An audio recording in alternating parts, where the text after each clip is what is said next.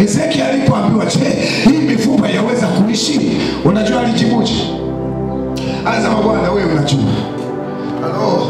Ya kwamba hii mifupa inaweza kufanya nini? Inaweza kaishi. Alafu Mungu alipojua huyu jamaa ana moyo wa unyenyekevu ndani, akasema, haya sasa anza kutabiri. Akaanza kutabiri. Hata kutabiria maisha yako mwenyewe, mpaka baba yako wa kiroho akutabiri.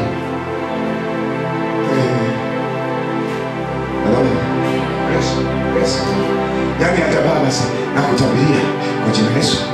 Sikiliza, tutatabiliana mpaka basi. Amen. Una mawazo ya kwenda Marekani, nitakwambia kesho kuto utapanda ndege kwenda Marekani. Sikataka mjiza kutumainisha. Najua vitu ambazo siko sahihi. Au sindio? Naona. Umetona? Nitike naona.